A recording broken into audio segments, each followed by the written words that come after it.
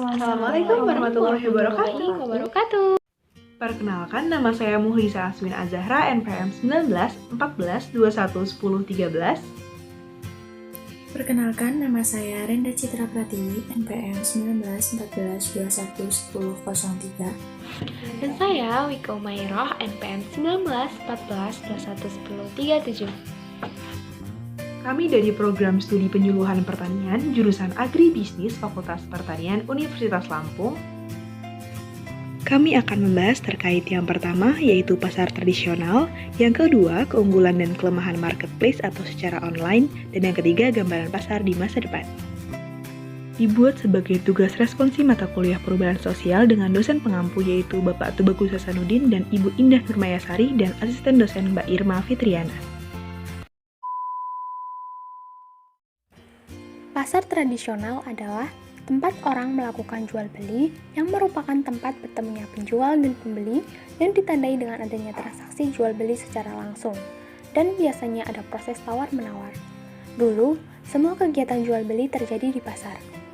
Karena di pasar tradisional kita bisa menjumpai hal-hal unik seperti harga lebih murah, pedagang dan barang lebih bervariasi, dan terjadi interaksi antara pedagang dan pembeli.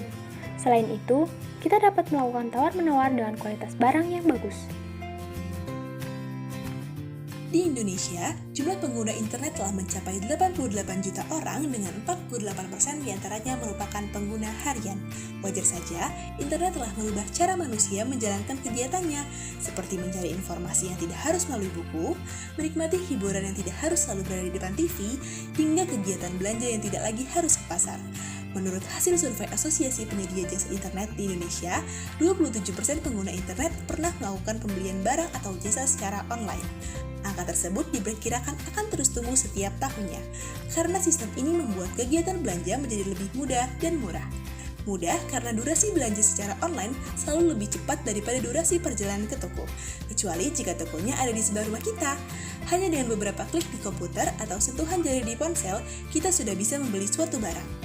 Tidak hanya menghemat waktu, sistem ini juga bisa menghemat uang, karena mayoritas harga yang ditawarkan oleh toko virtual akan lebih rendah dari toko fisik yang membutuhkan biaya tambahan seperti perawatan atau penyewaan toko untuk bisa berjalan.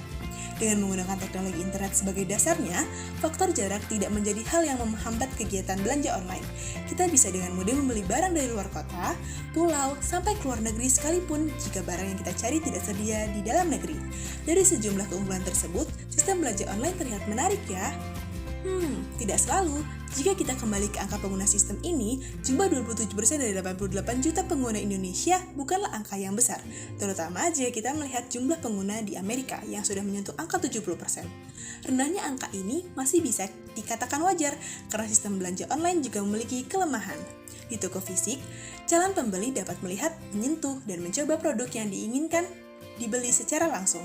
Hal itu tidak bisa dilakukan di toko virtual, karena kita hanya bisa melihat gambar yang ditampilkan. Sehingga membuat calon pembeli menjadi ragu akan kualitas barang yang sesungguhnya. Dan meski proses belanja online memang lebih cepat, kita tidak bisa langsung menikmati barangnya ketika selesai membayar, karena kita harus menunggu sampai pintu kita diketuk oleh petugas pengiriman barang. Sampai saat ini, kedua hal tersebut masih menjadi alasan terbesar bagi pengguna internet di Indonesia untuk tidak menggunakan sistem belanja online. Namun, ada beberapa cara untuk mengantisipasi kelemahan tersebut, seperti melihat ulasan mengenai barang yang kita minati dari orang yang pernah membeli barang tersebut. Tentunya, omongan sesama pembeli akan lebih meyakinkan dibandingkan omongan penjual, bukan? Saat ini, ada beberapa situs yang mengharuskan pembeli untuk menuliskan ulasan demi memberikan referensi bagi calon pelanggan lain. Untuk masalah durasi, pengiriman saat ini sudah tersedia jasa pengiriman yang bisa mengantarkan pesanan dalam 1 hari. Tapi, biaya yang dibebankan juga akan lebih tinggi, dan kita tetap tidak bisa langsung mendapatkan barangnya setelah membayar. Dengan adanya kelemahan tersebut, sistem belanja online bukanlah pilihan yang terbaik untuk semua orang. Sistem ini lebih cocok bagi calon pembeli yang menginginkan kemudahan dan biaya yang lebih murah dalam suatu proses belanja. Sistem ini juga memberikan kemudahan dalam pencarian barang yang sulit ditemukan di suatu daerah. Namun, sistem ini tidak cocok bagi calon pembeli yang memerlukan produknya sesegera mungkin karena sistem ini tidak memberikan jaminan pasti kapan produk yang dibeli akan sampai di tangan kita. Jadi, sistem mana yang lebih cocok, itu semua kembali pada kebutuhan kita. Tapi, satu hal pasti aktivitas belanja akan selalu ada, karena manusia tidak bisa menghasilkan semua kebutuhan dan keinginannya seorang diri. Bagaimana cara Anda berbelanja itu tergantung Anda untuk memutuskan.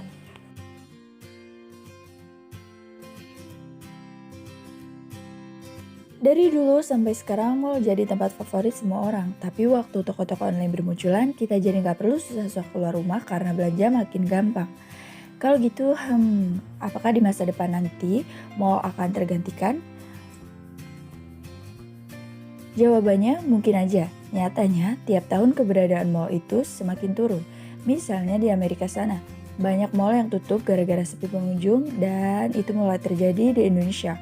Waktu banyak perusahaan besar ngurangin jumlah tokonya bahkan sampai gulung tikar. Kenapa itu bisa terjadi dan apakah itu artinya ekonomi Indonesia semakin memburuk? Bukan. Nyatanya uang yang dihabisin orang Indonesia untuk belanja itu justru makin banyak. Bedanya kalau dulu orang belanja langsung ke lokasi, zaman sekarang semua bisa lewat ujung jari. Ya, ini pun bikin pengusaha mall kehilangan pelanggan dan akibatnya mall pun makin menghilang. Tapi tunggu dulu, bukannya buruk, ini justru menyimpan potensi besar buat negara kita. Ya, lewat internet buka usaha jadi mudah karena nggak perlu sewa toko, bikin iklan, atau bayar uang preman di pinggir jalan. Dan itu juga ngebuka peluang banyak UMKM di Indonesia untuk terus berkembang. Nyatanya, dengan jumlah saat ini, potensi UMKM itu besar banget untuk majuin perekonomian Indonesia. Tapi nyatanya baru sebagian kecil saja UMKM yang jualan lewat online. Padahal bayangin lewat jualan online, kenaikan penjualan mereka bisa naik nyaris 2 kali lipat dari penjualan normal. Dan ujung-ujungnya devisa negara pun bakalan naik karena sebagian besar pendapatan negara didapat dari sana. Sungguh luar biasa. Ya, meski tak segede mall, ternyata UMKM itu berpotensi besar. Nah, buat kita yang hobi berjualan bisa juga manfaatin teknologi ini dan buka toko online mulai dari sekarang.